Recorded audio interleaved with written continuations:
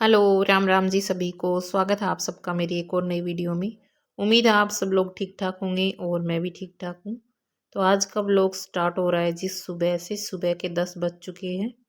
खाना वगैरह खा के यहाँ मैं आ गई थी छत पे और देख सकते हैं आप लोग, आज है 30 दिसंबर।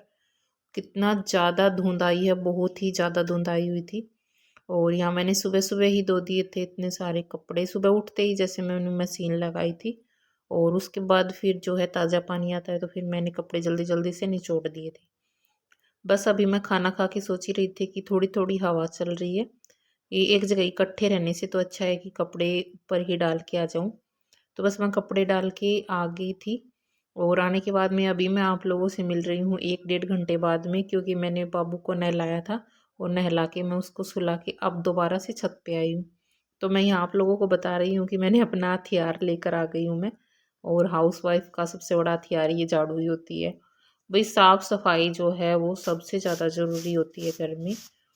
ऐसा बोलते हैं कि जो जानवर होते हैं, कुत्ता होता है ना, वो भी अपनी जगह को साफ करके बैठता है। हम तो इंसान हैं, तो इंसान और जानवरों में तो बहुत ज़्यादा अंतर होता है, क्योंकि उनको तो बिल्कुल भी पता नहीं होता है। तो यहाँ पर मैं लग गई थी छत पर सफाई करने के लिए। नीचे तो जैसे हर रोज़ सफाई होती है, झाड़ू पोछा हर रोज़ हम करते ही हैं।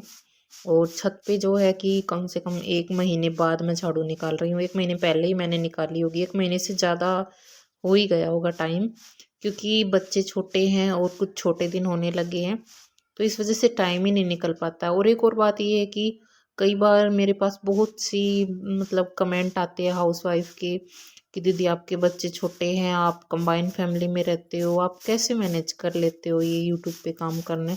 हमें तो बिल्कुल भी टाइम ही नहीं मिल पाता है वीडियो बनाने का।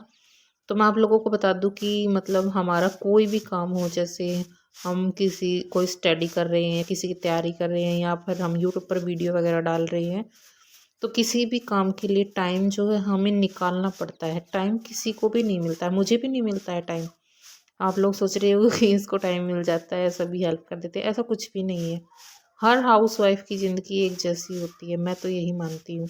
सभी की प्रॉब्लम्स होती हैं, बच्चे परेशान करते हैं, बच्चों को संभालना, सभी को संभालना होता है, हस्बैंड को, सास ससुर को, सभी का ख्याल रखना पड़ता है अपनी ख्वाहिशों को छोड़कर।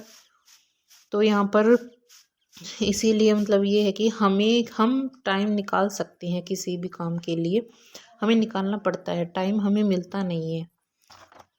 तो आज मतलब कम से कम 2 या 3 दिन से मैं सोच रही थी कि मुझे छत पर झाड़ू निकालनी है, छत पर सफाई करनी है। जैसे ही मैं छत पर आती हूँ तो मुझे बहुत गंदा गंदा सा फील होता है, क्योंकि नीचे तो साफ साफ रहता है। और सीढ़ियों में भी मैं जैसे 1 या 2 दिन से झाड़ू निकाल लेती हूँ। लेकिन छत का क्या था कि कुछ तो हमारा मोती है, जो मैंने आप लोगों को दिखाया था कि वो मेरे पास आया हुआ था, वो भी ऊपर ही रहता है ज़्यादातर, क्योंकि ऊपर अभी धूप रहती है और गर्मियों में वो सीढ़ियों में बैठ जाता है, तो इस वजह से वो थोड़ा बहुत गंदा कर देता है। तो मैं सोच रही थी कि छत पर सफाई करना भी ज़रूरी है, क्योंकि कई बार क्या होता है कि सर्दियों में नीचे बैठने की जगह नहीं होती है, तो छत पर आ जाते हैं कोई मेहमान। ऐसे थोड़ी ना है कि हमें कोई बता कर आएगा, कोई भी अचानक से आ जाए और वो छत पर बैठने के लिए आए तो हम मना तो नहीं कर सकते भाई छत पर मत बैठो।